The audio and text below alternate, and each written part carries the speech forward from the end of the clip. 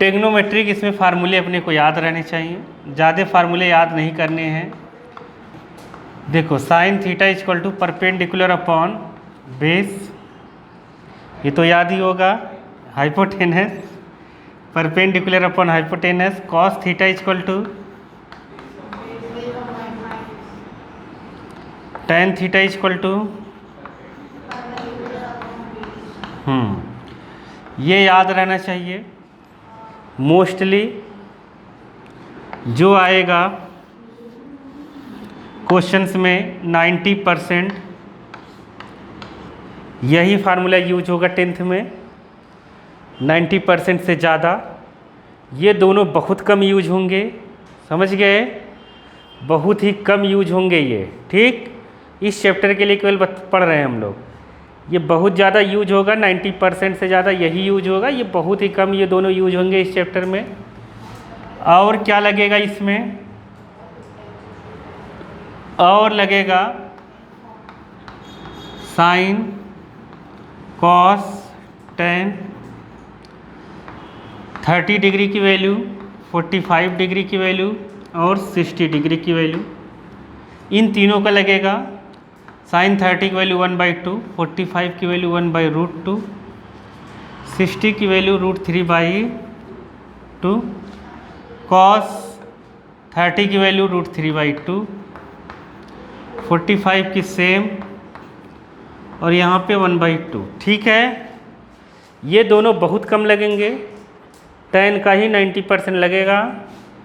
tan 30 की value आएगी जहाँ भी 1/√3 रख देंगे, कैंसिल होके 1, ये कैंसिल √3, तो मतलब 90% यही यूज होगा इसमें, 90% के ऊपर। तो यही अपने को ये तीन तो करने ही है, tan 30 की वैल्यू 45, 60 और ये 10 परपेंडिकुलर अपॉन बेस, समझ गए। बाकी कुछ ज़्यादा इस चैप्टर में करना नहीं है, एक और है, फिगर में समझा देता हूँ, फिर क्वेश्चंस करना स्टार्ट करते हैं, ठीक है। क्वेश्चन में कुछ नहीं है, पूरा थ्योरी बेस्ड है, प्रैक्टिकल बेस्ड, इसलिए थोड़ा सा दिक्कत होती है पढ़ने में, बाकी है कुछ नहीं। चलें, समझ गए, ये पिछले चैप्टर से लगेगा, ये ज़रूर याद रहना चाहिए अपने को। ये अगर याद है, ये दोनों अगर नहीं भी याद है तब भी चलेगा, मैं निकाल दूंगा इसी से, ये भी निकल जाएगा, ठीक है। चलो अब इसमें ट्रिग्नोमेट्रिक राइट एंगल ट्रायंगल में चलता ही है। मान लो यहाँ पर कोई ऑब्जेक्ट है, यहाँ पर कोई ऑब्जेक्ट है और हम यहाँ पर खड़े हैं, यहाँ पे कोई ऑब्जर्वर है, ये हॉरिजॉन्टल लाइन प्लेन को बता रही है, अर्थ को। यहाँ से कोई बंदा खड़ा होकर इसको देखे तो ये लाइन ऑफ साइट होगा, मतलब साइट की लाइन होगी, मतलब देखने वाली लाइन होगी। देखने वाली लाइन और हॉरिजॉन्टल लाइन के बीच एक एंगल बनेगा। यहाँ से इंसान देख रहा है, इधर उसकी आंखें होंगी, इधर से अगर इंसान देख रहा है तो हॉरिजॉन्टल लाइन से जो एंगल बनाएगा साइट लाइन, वो होगा alpha beta gamma, 30 degree 40 degree कुछ भी हो सकता है। इसे कहते हैं angle of elevation, angle of elevation. अगर हम ऊपर खड़े हैं, ऑब्जेक्ट नीचे है, ऑब्जेक्ट नीचे है और हम यहाँ से देख रहे हैं, ये साइड की लाइन होगी, तो ये हॉरिजॉन्टल से जो एंगल बनाएगा इसे कहते हैं एंगल ऑफ डिप्रेशन। बस इतना याद रखना है कि एंगल ऑफ डिप्रेशन आएगा तो ऊपर से आदमी देख रहा होगा, नीचे ऑब्जेक्ट नीचे होगा। एंगल ऑफ एलिवेशन आएगा तो ऑब्जेक्ट ऊपर होगा, यहाँ से यहाँ देख रहा होगा। इसमें एक बात ये याद रखनी है, जब तक बंदे की हाइट ना दी हो तब तक हम लेंगे नहीं समझ पाए। जैसे ये कहा गया, ध्यान से समझने की कोशिश करो। ये कहा गया कि जैसे प्रियम खड़ा है और वो बंसल हॉस्पिटल के टॉप को देख रहा है, समझ गए। बंसल हॉस्पिटल ये है। कोई भी बनाना है, घर बनाना है, पुल बनाना है, हॉस्पिटल बनाना है, जो भी बनाना रहेगा अगर वो वर्टिकल है तो उसमें कोई भी डिजाइन नहीं बनानी है। बिल्डिंग बनानी है तो ऐसे लाइन खींच देंगे, समझ गए कि नहीं? समझ गए? मीनार बनानी है, टावर बनाना है, तब भी ऐसे ही लाइन खींचना है। बुक में ऐसे ऐसे डिजाइन बना के दिया होगा, ऐसा डिजाइन नहीं बनाना है। समझ गए कि नहीं? एकदम सिंपल सादा कुछ भी हो, चाहे बिल्डिंग हो चाहे टावर हो, कुछ भी हो, हम ऐसे लाइन बना देंगे एक। समझ गए? और दूसरी बात, मान लो ये बंसल हॉस्पिटल है, ऐसे हमने बना दिया, यहाँ उसका टॉप है, यहाँ प्रियम खड़ा होके इसको देख रहा है। अब दो ऑप्शन है उसको बनाने के लिए। पहला, उसमें प्रियम की हाइट दी हो, दूसरा प्रियम की हाइट ना दी हो। नहीं समझ पाए? वो कहेगा।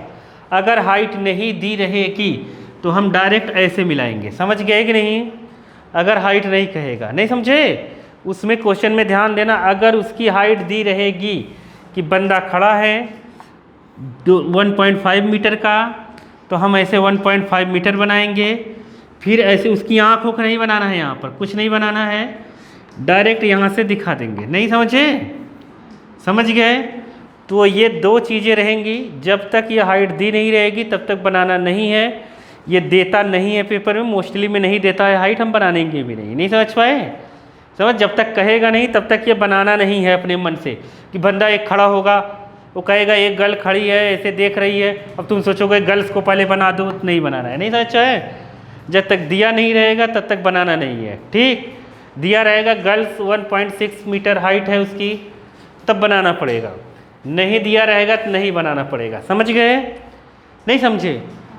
देखो, नीचे से कोई भी देखेगा, यहाँ से यहाँ जो एंगल बनेगा वो क्या रहेगा? Angle of elevation. नाम याद रखना यही।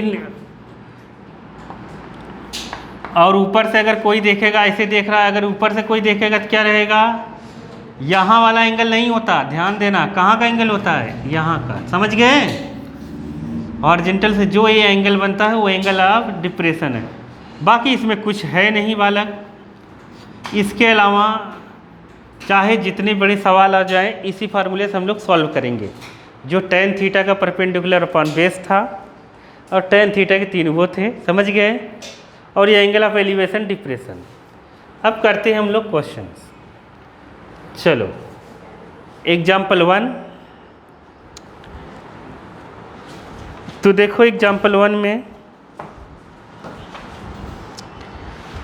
यहाँ पे कहा गया है एक tower stand vertically on the ground.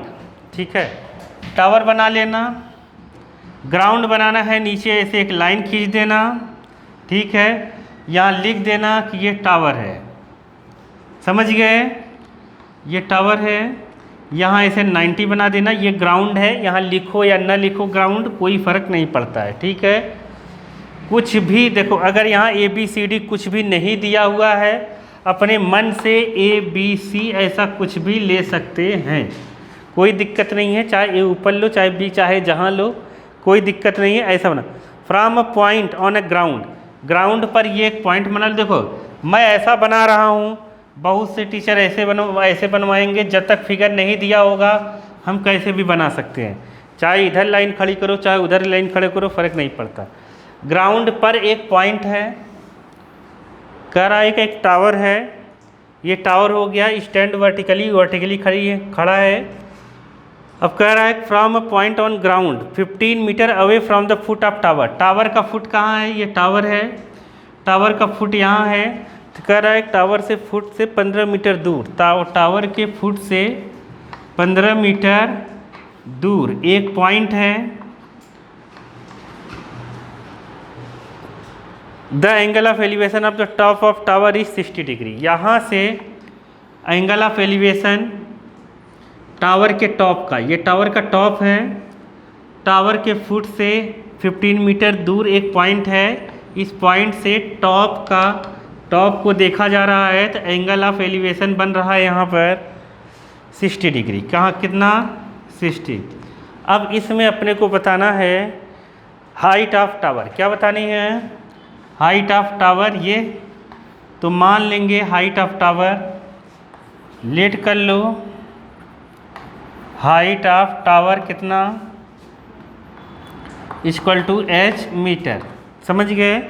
अब देखो ये एंगल है, एंगल के सामने क्या होता है परपेंडिकुलर, हम पहले से पढ़े हुए हैं। राइट एंगल ट्रायंगल अगर है अपने पास तो यहाँ एंगल रहेगा, तो इस एंगल के सामने ये परपेंडिकुलर, ये बेस और ये हाइपोटेनस फिक्स है 90 के सामने। अगर हम एंगल ये लेंगे तो परपेंडिकुलर ये हो गया, 90 यहाँ है तो हाइपोटेनस यहाँ, जो बचा वो क्या बेस। जो एंगल लेंगे उसके सामने परपेंडिकुलर, 90 के सामने हाइपोटेनस है, ये परपेंडिकुलर है, ये बेस है। तो परपेंडिकुलर बेस में कौन सा फार्मूला लगेगा, tan का। कौन सा लगेगा, tan का। तो हम लिखेंगे in right angle triangle ABC, ABC में अगर हम लेंगे तो लगाएंगे tan 60, tan 60, समझ नहीं पाए। tan 60 लेंगे, tan थीटा इक्वल टू ये परपेंडिकुलर और ये क्या है बेस। तो परपेंडिकुलर कितना हो गया h, समझ गया है, मतलब ये h है ना, हमने माना है। अब बेस कितना है 15। ये क्वेश्चंस 1 मार्क्स 2 मार्क्स से ज़्यादा आएगा नहीं, समझ गए, क्योंकि बहुत ईजी है, एक लाइन का है। अब यहाँ पे tan 60 की वैल्यू √3 इक्वल टू h/15, तो h इक्वल टू 15 √3 मीटर, ये आंसर है। अपने को √3 की वैल्यू तब तक नहीं रखनी है जब तक वहाँ दी ना हो। तो यहाँ दिया नहीं गया है √3 की वैल्यू, यही आंसर लिख के छोड़ देंगे, कुछ नहीं करना है। बहुत बार √3 की वैल्यू देता है, √3 की वैल्यू क्या होता है, √3 की वैल्यू 1.732 या 73 तक ही देता है, √2 की वैल्यू 1.414। ठीक है, तो ये अपने मन से नहीं रखना है, क्वेश्चंस में ही दिया रहेगा। ये जब क्वेश्चंस में ये दिया रहेगा तभी यहाँ रख के इंटू करना है, नहीं तो नहीं करना है। तो इस क्वेश्चन में नहीं दिया है तो हम इंटू करेंगे भी नहीं, समझ गए। ये कहाँ से आया पता चला कि नहीं, tan theta equal to perpendicular upon base से, बस इससे ज़्यादा कुछ नहीं करना है इसमें, ये आंसर है, समझ गए। सेकंड देखो, सेकंड में देखो जो इतना डिजाइन बनाया है, तुम्हें डिजाइन बनाने की ज़रूरत नहीं है, ठीक है।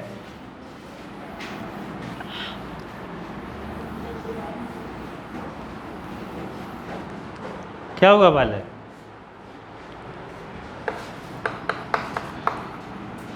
एग्जाम्पल सेकंड में देखो क्या कह रहा है, पढ़ो उसको एक बार, क्योंकि तुम लोग ही पढ़ो, उसको पढ़ना पड़ेगा, समझना पड़ेगा, क्योंकि वहाँ इसमें फिगर दिया हुआ है, तो वहाँ जो लिखा हुआ है वहाँ पढ़कर ही सब कुछ बनाना पड़ेगा। रीडिंग अच्छी होनी चाहिए, नहीं तो फिर दिक्कत होगा।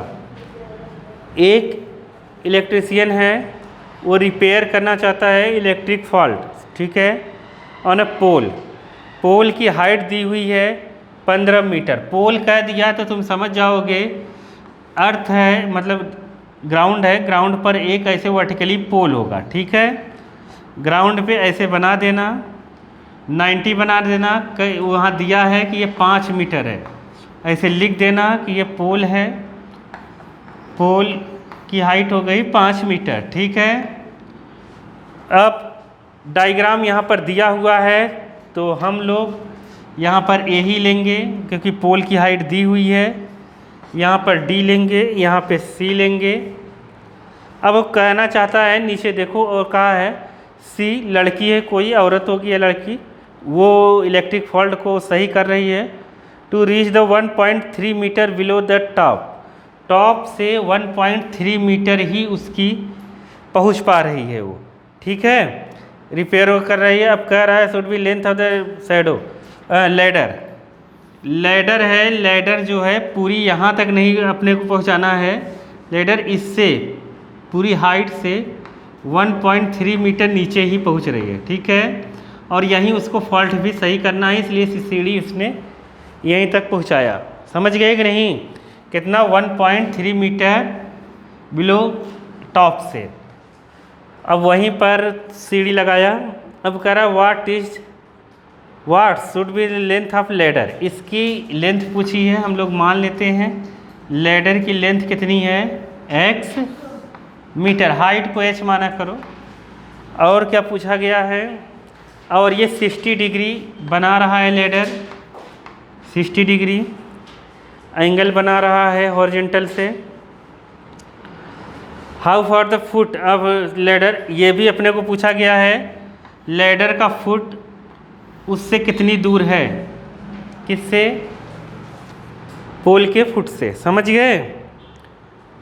ये भी पूछा गया है। अब यहाँ पर √3 की देखो वैल्यू दी है, कितनी दी है √3 की वैल्यू 1.73, तो जो भी आंसर आएगा उसको यहाँ पर रखना पड़ेगा, ठीक है। अब नाम जो भी दिया है रख दो, यहाँ पर बी दिया हुआ है, बी रख दिया, समझ गए कि नहीं। अब इसमें ये छोटा सा राइट एंगल ट्रायंगल बन रहा है, कौन सा, CDB। तो अपने को BD की लेंथ चाहिए, किसकी लेंथ चाहिए, BD की। तो BD की लेंथ निकालने के लिए हम लोग ये 5 से ये माइनस कर देंगे, ठीक है। तो लिखेंगे BD इक्वल टू कितना, 5 माइनस 1.3, यहाँ 2.7, 3.7 मीटर, समझ गए। ये हो गया यहाँ BD की लेंथ।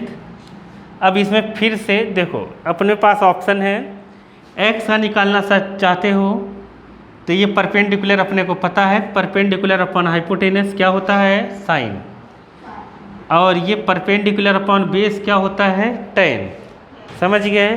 तुम्हारे पास दोनों ऑप्शन हैं, तो ये निकालने के लिए, बेस निकालने के लिए tan लगा देंगे, हाइपोटेनस निकालने के लिए साइन लगा देंगे।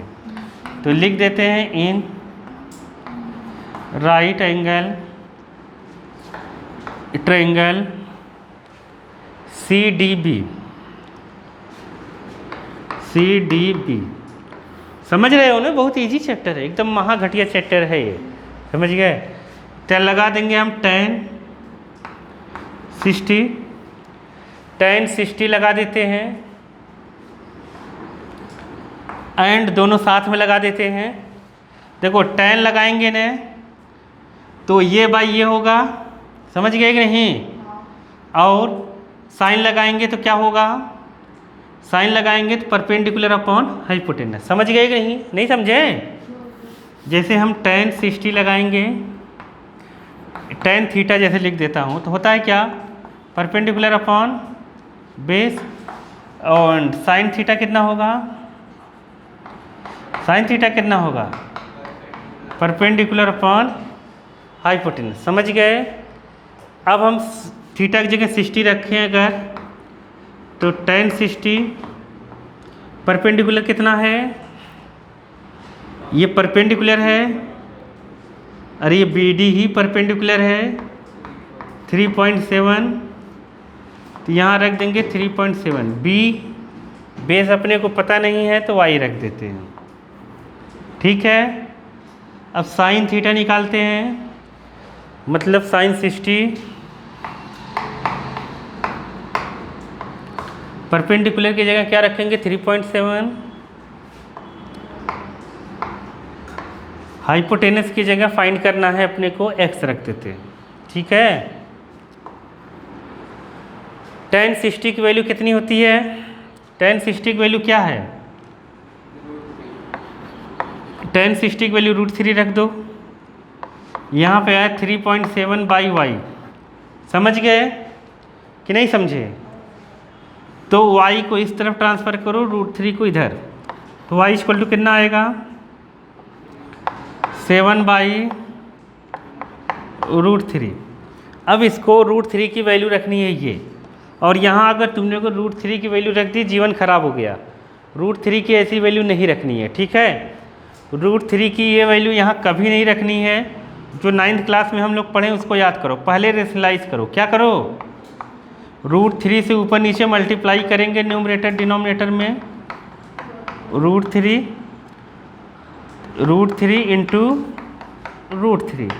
अब यहाँ पर √3 की वैल्यू रखो, √3 की वैल्यू कितनी है, 3.7 इंटू 1.3 ऐसे सही आंसर आएगा, मतलब एग्जैक्ट मिल जाएगा। वैसे भी क्या हम वैसे नहीं कर सकते, यहाँ √3 की वैल्यू रख के कर सकते हैं, फिर डिवाइड करना पड़ेगा। कि तुम लोग कर पा रहे हो तो ठीक है, नहीं कर पा रहे, जैसे यहाँ भी हम √3 की वैल्यू रख सकते थे। जैसे देखो यहाँ पर अगर हम √3 की वैल्यू रखते हैं यहाँ पर, तो हो जाता है 3.7/1.73। ठीक है, अब तुम्हें करना क्या पड़ता, तो ये 2 डिजिट के बाद था ना, यहाँ 0 लगाते और ये पॉइंट क्या कर देते, कैंसिल। अब कैंसिल करने के बाद अब बच्चों जैसा क्या करते हैं हम, डिवाइड 173 और यहाँ लिख देते 370। ठीक है, अब इसका पढ़ते तो ये 2 बार जाता है, कितनी बार, 2 बार। समझ गए कि नहीं, 2 पॉइंट समथिंग ऐसे आ जाता, नहीं आया, आ गया ना। तो ऐसे भी हम डिवाइड करके निकाल सकते हैं, कोई दिक्कत नहीं है। बाकी नहीं आए तो ऐसे सिंपल सादा करना। ठीक है, तो इन दोनों का इंटू करो और बताओ कितना आ रहा है, इंटू करो, देखो कितना आ रहा है वाला। चलो इंटू करने पर 6.401 आ रहा है, तो बाई 3 से इसे डिवाइड करो, तो 3 2 जा 6, फिर 1, फिर यहाँ पे कितना हो गया 10, 3 3 जा 9। तो फिर से ये अप्रॉक्सीमेट में ये आंसर आया होगा, देख लो आया है ना। तो अप्रॉक्सीमेट में यही आंसर आया है। 3 4 जा 12 हो रहा है, क्या 4 दिया है वहाँ पर, इंटू गड़बड़ी नहीं हो गई। 3 2 जा 6, फिर 3 1 जा, फिर 10 बचेगा, 3 3 जा 9, फिर 2 बचेगा। चलो ठीक है, नहीं ठीक तो है, ठीक है, उससे हो गया होगा। अप्रॉक्सीमेट में इतना आंसर लिख देना, कोई दिक्कत नहीं है। ठीक है, ये हो गया। बाकी ऐसे भी हम कर सकते हैं, लास्ट वाली डिजिट का कोई मतलब नहीं होता, वो एक अंक इधर उधर हो सकता है।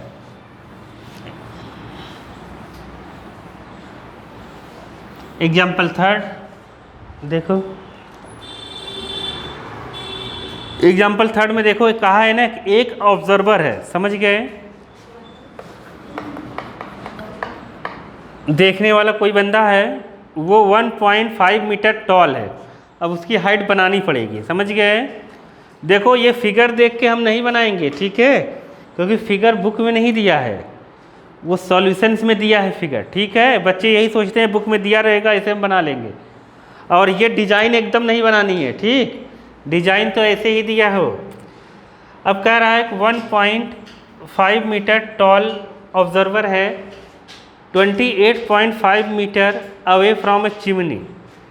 एक चिमनी बना लो, तो चिमनी कितनी, इस चिमनी से ऑब्जर्वर कितने मीटर दूर है, 28.5 मीटर दूर एक ऑब्जर्वर खड़ा है। ऑब्जर्वर मतलब देखने वाला, यहाँ पे खड़ा है, और उस देखने वाले की हाइट कितनी है, 1.5 मीटर उसकी हाइट है, समझ गए। अब यहाँ पर the angle of elevation of top of chimney, chimney का टॉप कहाँ है, यहाँ पर, ये इसकी आँख यहाँ होगी, यहाँ से वो देख रहा है, तो उसके टॉप का एंगल ऑफ एलिवेशन जो बन रहा है, एंगल ऑफ एलिवेशन हमेशा हॉरिजॉन्टल लाइन से बनेगा। ठीक है, तो जो एंगल ऑफ एलिवेशन है टॉप का वो कितना है, 45 डिग्री। तो what is height of chimney, chimney की हाइट पूछी गई है, तो चिमनी की हाइट हम लोग मान लेंगे कितनी है, h, क्योंकि चिमनी ये पूरी है। मान लिया चिमनी की हाइट h मीटर है, कुछ दिया नहीं है, ऑब्जर्वर को a भी मान लो, यहाँ c d मान लो, ये इधर मान लेते हैं। ठीक है, अब सुनो, ये 28.5 है, तो ये भी 28.5 होगा।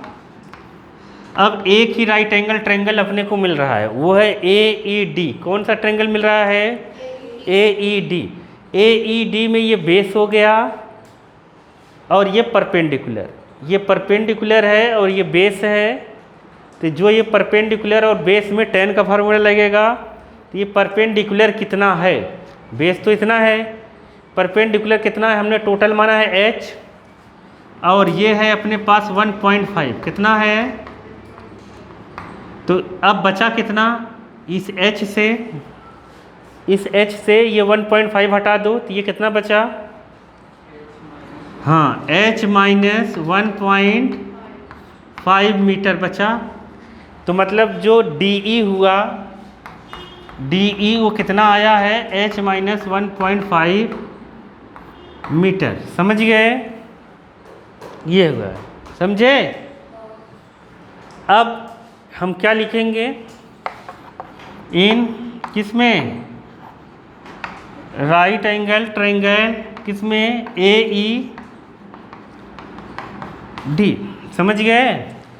तो क्या लगाएंगे, tan 45 इक्वल टू परपेंडिकुलर कितना है, तुम चाहो पहले DE लिख दिया करो, कोई दिक्कत नहीं है।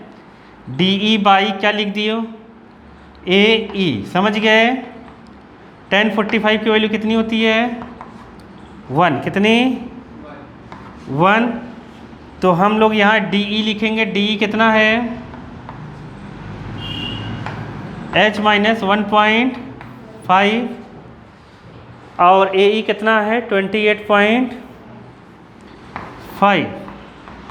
28.5 का यहाँ 1 में इंटू हो जाएगा तो कितना हो जाएगा, 28.5 का 1 में इंटू का कितना होगा बाबा,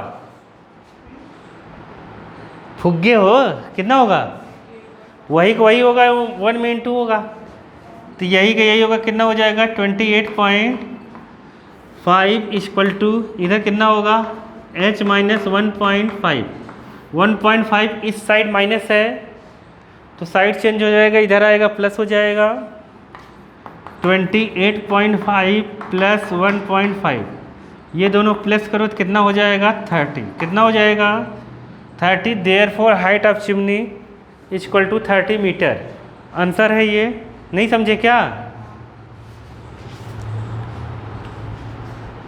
समझ गए ना। चलो 4th देखो,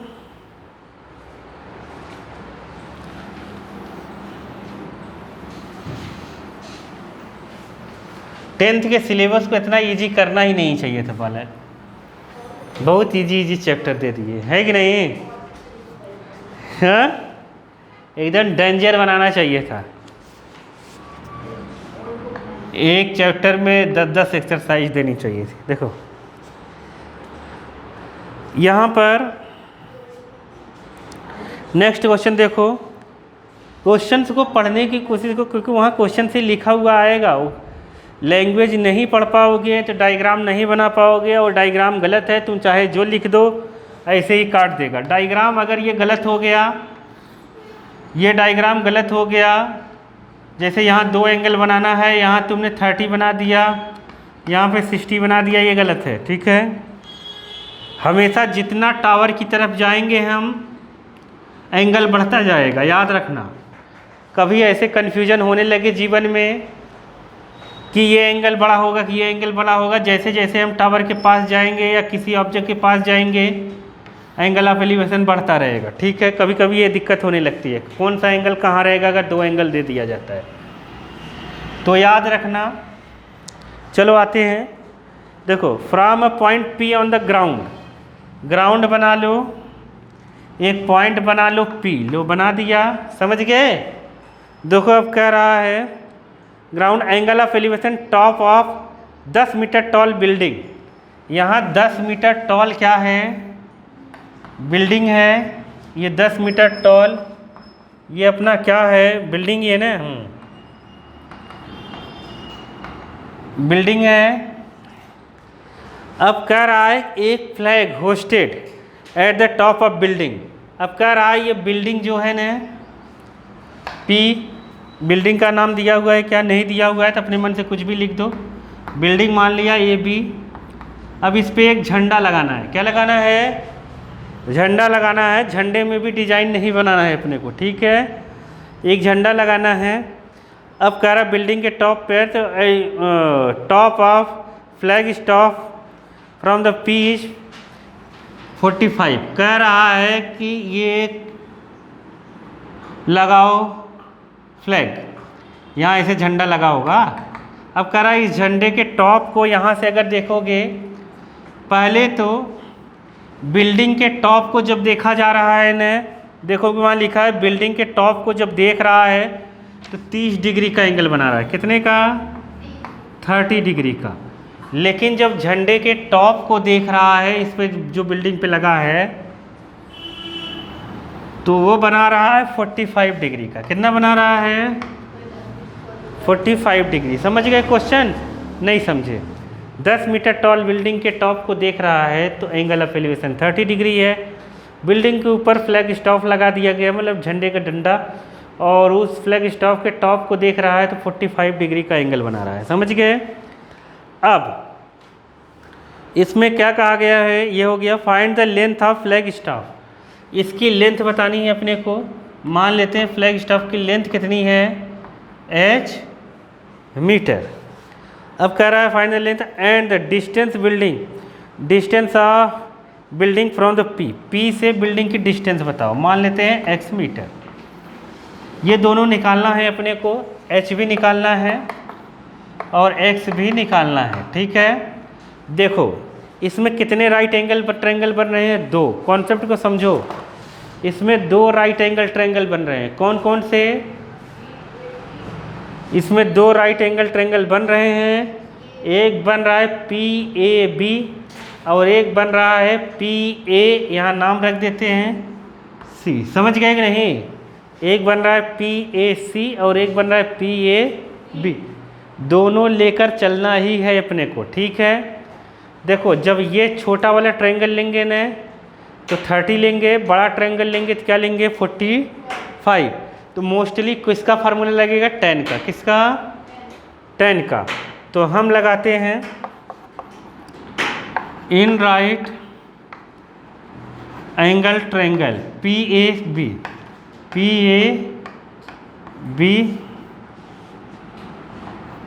एंड राइट एंगल ट्रायंगल, दोनों साथ में ले लेते हैं PAC। ध्यान से देखना, दोनों साथ में लेके चलेंगे, एक लाइन में आंसर आ जाएगा। देखो लगाएंगे PAB में लेंगे tan 30। क्या लेंगे? tan 30 लेंगे। tan 30 ले लिया तो इस एंगल के सामने ये क्या हुआ? परपेंडिकुलर। तो लिख देंगे BA। क्या लिख देंगे? बेस कितना है? x। अब बड़े ट्रायंगल में लगाएंगे PAC में। PAC में क्या रहेगा? PAC में tan 45। कितना रहेगा? tan 45। ये 45 के सामने परपेंडिकुलर AC क्या है? AC। बेस कितना है? x। समझ गए कि नहीं? समझ गए? tan 30 की वैल्यू कितनी होती है? याद करके आओ। BA कितना है? 10। x कितना है? x इस साइड कर दो, इसको इधर, कितना हो जाएगा? 10√3। यही आंसर है। अगर √3 की वैल्यू दी होगी तो यहाँ रखेंगे, नहीं दी होगी तो नहीं रखेंगे। समझ गए? तो देखो √3 की वैल्यू दी है कितना? 1.732। √3 की वैल्यू दी है तो यहाँ रख दो, पुट करोगे तो यहाँ हो जाएगा 10 × 1.732। कई बार बताया हुआ है, अगर 10 का यहाँ इंटू होगा ना तो ये पॉइंट शिफ्ट हो जाएगा इधर। तो आंसर कितना आया? 17.32 मीटर। ये आंसर है। समझ गए कि नहीं? अब देखो इधर हम करेंगे। अब इसमें tan 45 की वैल्यू कितनी होती है? tan 45 की वैल्यू कितनी है? 1। AC कितना है? AC है 10 + h। कितना है? अरे A से 10 + h, यहाँ से यहाँ तक 10 दिया हुआ है ना। किसकी हाइट? बिल्डिंग की हाइट। तो AC है अपने पास 10 + h। x कितना है? x कितना निकाले हो? समझ गए? तो क्या लिख देंगे 17.32। 17.32 का इंटू 1 में, तो 17.32 इक्वल टू 10 प्लस एच। 10 लाओ इस साइड माइनस कर दो। नहीं समझे? तो 17 से 10 माइनस करना है, इससे पॉइंट वाले से नहीं। 17 से 10 माइनस होगा, एच इक्वल टू 7.32। देखो आंसर यही है। ये फ्लैग स्टाफ की हाइट हो गई, और ये जो है पी का बिल्डिंग से डिस्टेंस हो गया। नहीं आया समझ में? नहीं समझे? अरे आया कि नहीं? तो इस चैप्टर में तुम्हें देखने में क्या लग रहा है? जो ये उसका वर्ड जो भी कहा है, अगर उसको समझ लिया तो हो गया, नहीं समझोगे तो ख़त्म हो जाएगी कहानी। एग्जाम्पल 5th,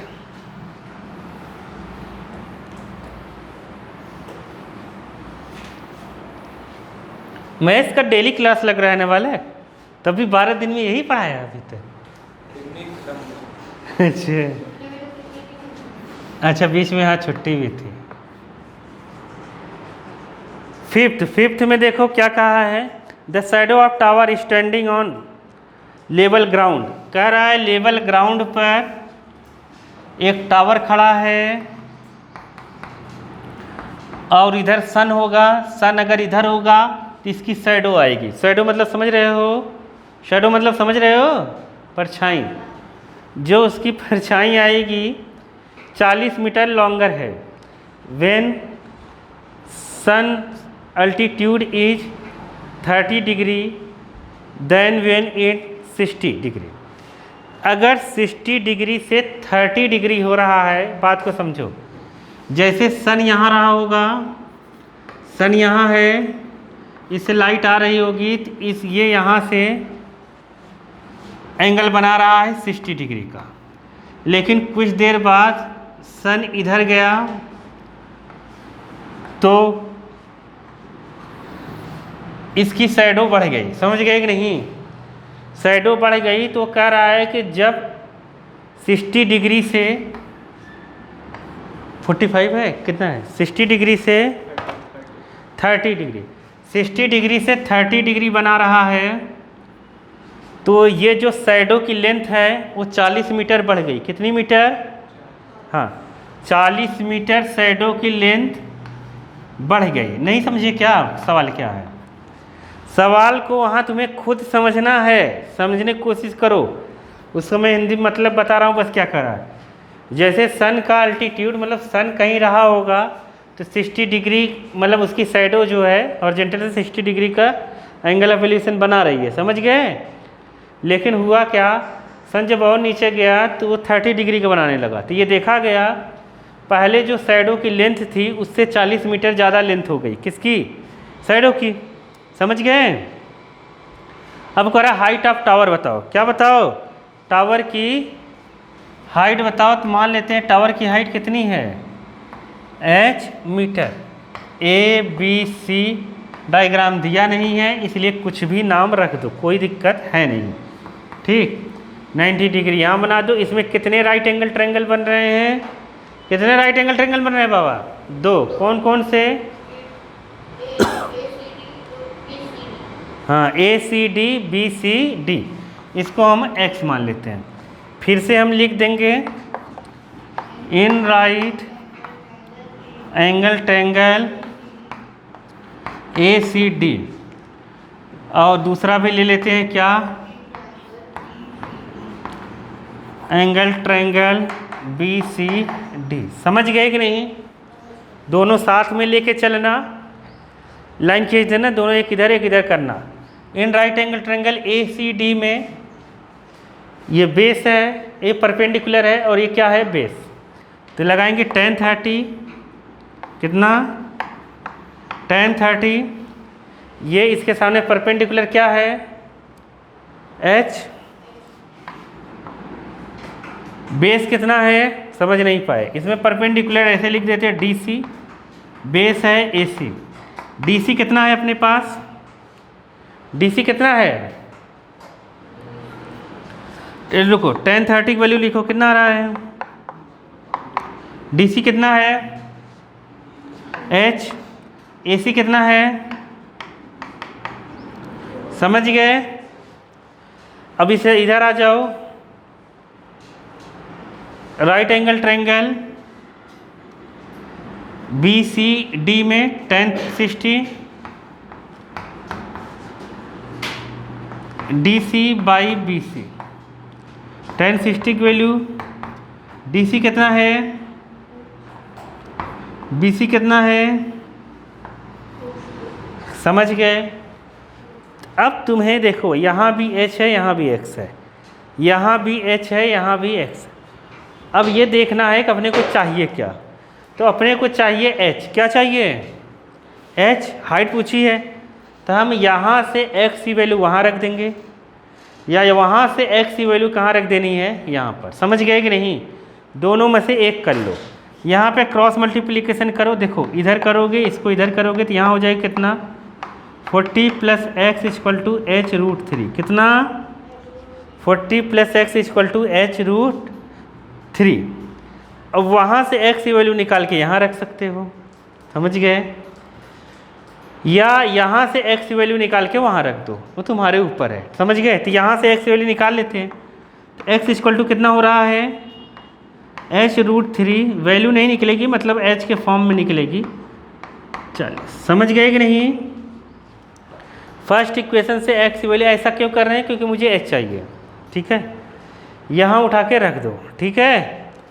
तो यहाँ पुट करोगे तो कितना आ जाएगा √3, h x की जगह कितना रखोगे h√3 -40, समझ गए। इसका क्रॉस मल्टीप्लिकेशन कर दोगे, √3 का √3 में इंटू होगा तो कितना हो जाएगा, √3 का √3 में 3, तो 3h, √3 का 40 में 40, √3 = h। नहीं आया, नहीं समझे, समझ गए ना। अब देखो h को एक तरफ ले आओ, इन नंबर वाले को एक तरफ ले जाओ, इस साइड माइनस है तो उधर जाएगा प्लस, और h इस साइड प्लस का इधर जाएगा minus, 3h - h, 3h - h 2h, समझ गए। अरे नहीं समझे क्या, 3h से इधर h आएगा माइनस हो जाएगा, 2h = कितना 40√3, समझ गए, नहीं समझे 40√3।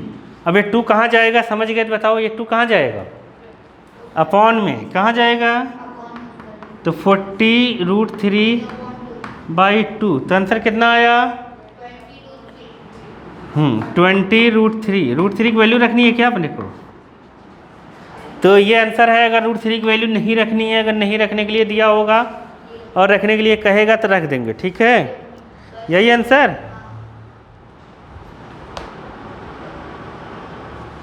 कहाँ है, हाँ ये है। चलो 6th करते हैं, फिर 7th कर लेंगे, समझ गए, एग्जाम्पल ख़त्म हो जाएगा। जिसको एग्जाम्पल समझ में आ गया वो एक्सरसाइज पक्का कर लेगा, समझ गए, और जिसको एग्जाम्पल ही नहीं समझ में आएगा वो एक्सरसाइज क्या करेगा। क्या हुआ, सारे चैप्टर इजी हैं, इन सब में दिमाग लगाने वाला बात ही नहीं है, एकदम फर्जी है ये चैप्टर। तो ट्रायंगल में थोड़ा सा दिमाग लगेगा, वो भी फर्जी है, लेकिन ट्रायंगल में दिमाग लगेगा। सबसे ज़्यादा दिमाग लगता है ट्रिग्नोमेट्री में, समझ गए। 6th देखो क्या कर रहा है, एंगल ऑफ डिप्रेशन, डिप्रेशन मतलब आदमी ऊपर से देख रहा है, ठीक है। Top and bottom of the 8 metre tall building from the top of multi storeyed building. एक मल्टी स्टोरेड है, मल्टी स्टोरेड बिल्डिंग है, पढ़ लो बाबा। इससे यहाँ पर कोई बंदा खड़ा है, एक छोटी सी बिल्डिंग है, छोटी सी बिल्डिंग मतलब 8 मीटर की बिल्डिंग है। 8 मीटर की बिल्डिंग को यहाँ पे खड़ा हुआ बंदा देख रहा है, इसके टॉप पर, समझ गए। इसको टॉप पर एक बंदा खड़ा है वो इस बिल्डिंग को देख रहा है, मल्टी स्टोरेड बिल्डिंग से इस छोटी वाली बिल्डिंग को देख रहा है, उसके टॉप को देख रहा है और उसके बॉटम को देख रहा है। समझ गए? मतलब नीचे देख रहा है और उसके ऊपर देख रहा है। तो एंगल ऑफ डिप्रेशन बन रहा है, तो एक एंगल यहाँ बन रहा है। तो जब टॉप को देख रहा है तो एंगल 30 डिग्री बना रहा है। कितना? और जब बॉटम को देख रहा है, ये वाली लाइन बॉटम के लिए, तो कितना बना रहा है? 45 डिग्री बना रहा है। समझ गए? तो अब यहाँ पे बताना है अपने को, find the height of multi storeyed building. तो मल्टी स्टोरेज बिल्डिंग की हाइट पूछा है, तो मान लेते हैं h मीटर। और दूसरा क्या पूछा गया है? दूसरा पूछा गया डिस्टेंस बिटवीन टू बिल्डिंग्स, मान लेते हैं x मीटर। ठीक है, नाम रखना है, नाम तुम कुछ भी रख दो, तुम्हारे ऊपर है। ठीक है, नाम कुछ भी रखो क्योंकि वहाँ फिगर तो दिया नहीं है। ABCD कितने राइट एंगल ट्रायंगल बन रहे हैं इसमें? कौन कौन से?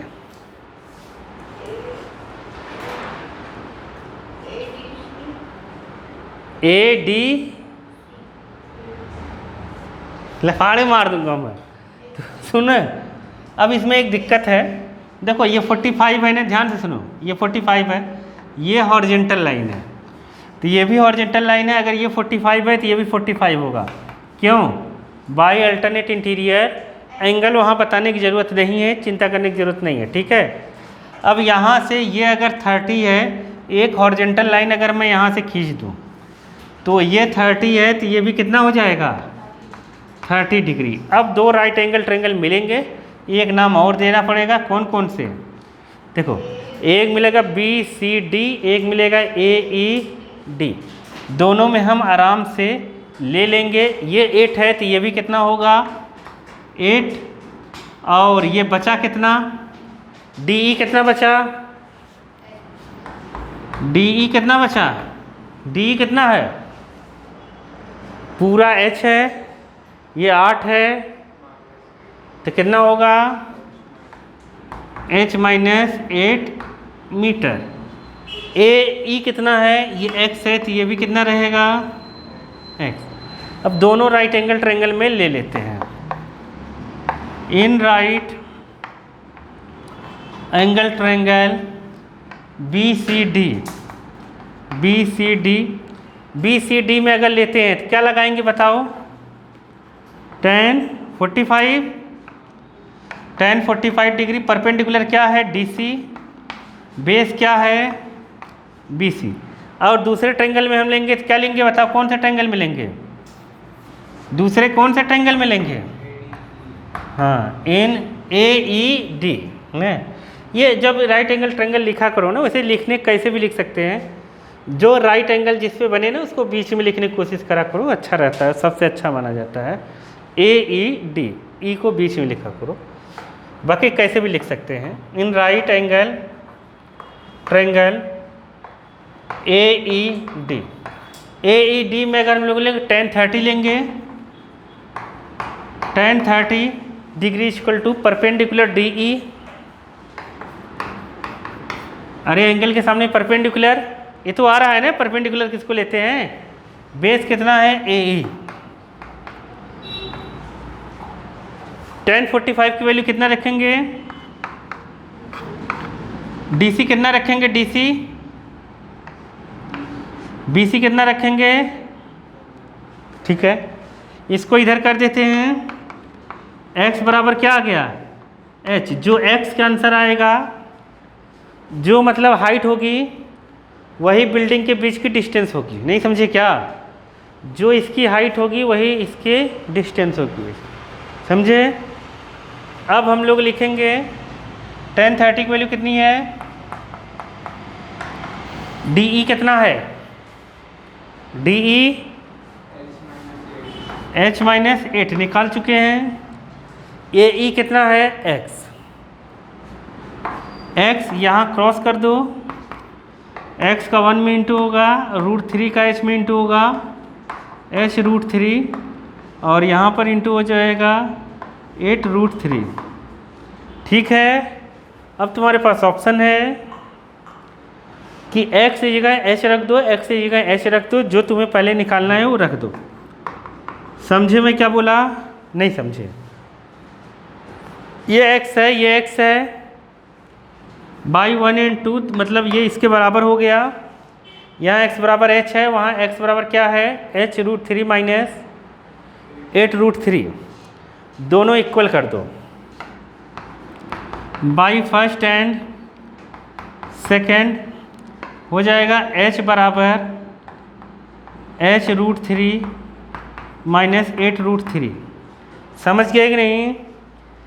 h को एक तरफ कर दो, नंबर को एक तरफ कर दो। ये प्लस माइनस है ना, इसको प्लस साइड कर दो, इसको इस साइड ले जाओ, तो ये इधर आएगा और यहाँ हो जाएगा h√3 minus h equal to h8√3। समझे कि नहीं? इस साइड प्लस है गया, माइनस हो गया, इधर आया तो प्लस हो गया। समझे? अब h की वैल्यू निकालनी है। अब लगेगा 9th क्लास। अब 9th क्लास के हिसाब से यहाँ पर h की वैल्यू निकालनी है।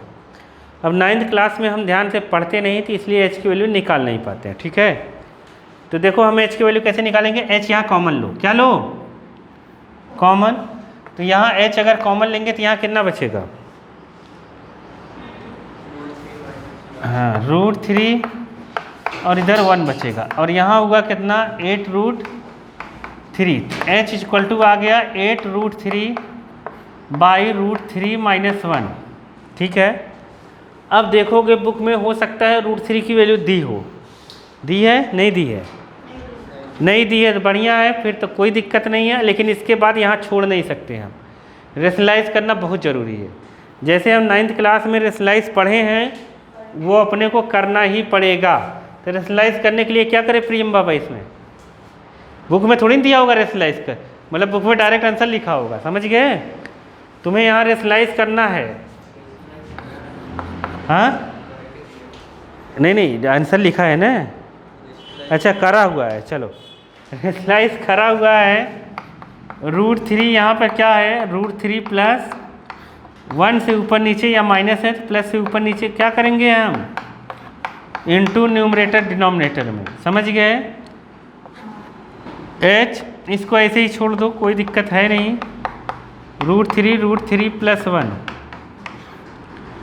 a plus b, a minus b, तो √3 का स्क्वायर 1 का square, a square minus b square, a plus b, a minus B.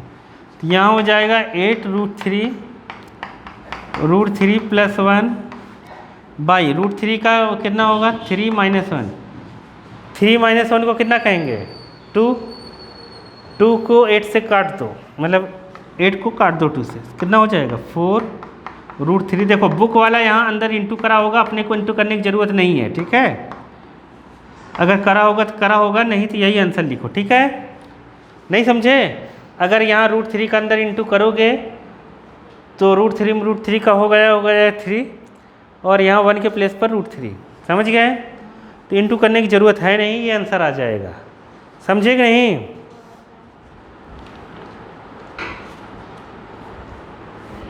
Eight आ रहा है उसका। हाँ, अच्छा, वो PD पता नहीं क्या निकाला है, हम लोग डायरेक्ट ये निकाले हैं ना। समझ गए? वो आधा निकाल के फिर शायद प्लस करा होगा, कुछ करा होगा। ठीक है, क्या होगा? नीचे आंसर दिया हुआ है ना, 7th देखो,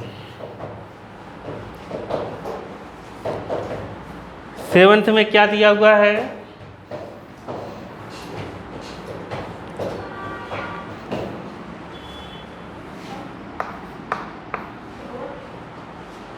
क्या गोपाल है? The shadow of town. 7th में क्या है बाला? From a point on a bridge across a river, एक रिवर पे ब्रिज बना हुआ है। The angle of depression and the bank of opposite of the river. जैसे ये रिवर बह रही होगी, मान लो ये रिवर है, रिवर की चौड़ाई है ये, एक किनारा यहाँ है। बैंक मतलब वो बैंक नहीं पैसे वाला, किनारे वाला बैंक। समझ गए? वो नहीं तो पता चला वो वाला समझ रहे हो। ठीक है, बैंक ये किनारे हैं, यहाँ से रिवर ऐसे बह रही है, ऐसे इसके ऊपर ऐसे ब्रिज बना हुआ है, कह रहा है इस टाइप का। फिगर दिया हुआ है ना इसमें? नहीं, फिगर नहीं दिया हुआ है, ठीक है, तुम्हें अपने मन से बनाना है। तो ये ऐसे बन रहा होगा, तो ऐसे यहाँ पर ब्रिज होगा कुछ। यहाँ पर एक पॉइंट है, यहाँ से देखने के बाद इस पॉइंट से क्या हो रहा है, bridge across the angle of depression जो बन रहा है अपोजिट साइड से,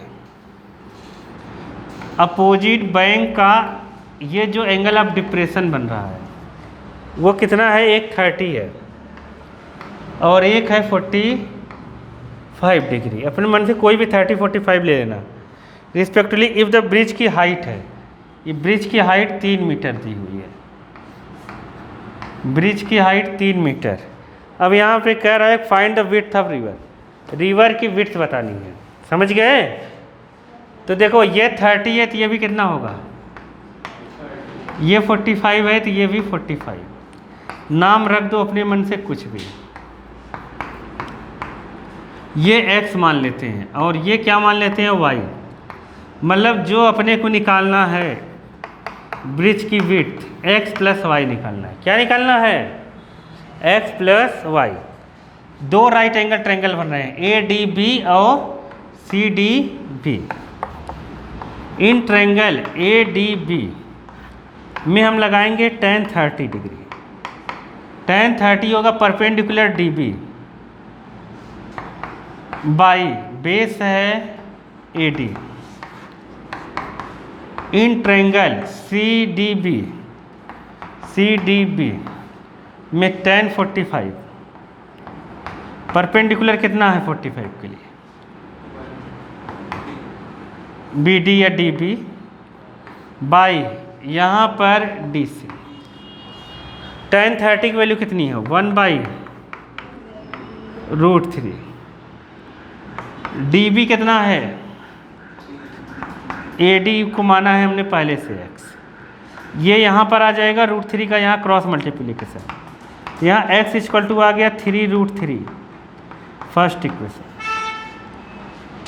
अब ऐसे ही 45 है, यहाँ पर 45 की वैल्यू 1, DB कितना रखेंगे, DB 3, DC कितना रखेंगे y, तो y इक्वल टू 3। निकालना क्या है अपने को,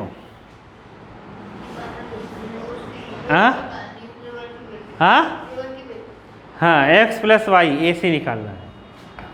therefore AC equal to width of river कितना लिखेंगे, river AC equal to x plus y, x कितना आया है 3√3 प्लस 3। √3 की वैल्यू दी होगी तो ठीक है रख देना, नहीं दी होगी तुम्हें 3 कॉमन लेके छोड़ देना है। नहीं समझ पाए, अरे नहीं समझे क्या, यहाँ तक छोड़ देना है। अगर √3 की वैल्यू दी होती तब तो हम कर लेते, नहीं आया क्या समझ में, तो इससे तुमने क्या समझा, ये चैप्टर बहुत ही जो माँ घटिया चैप्टर है। 10th में बच्चा मैथ्स में फेल हो रहा है, क्यों फेल हो रहा है,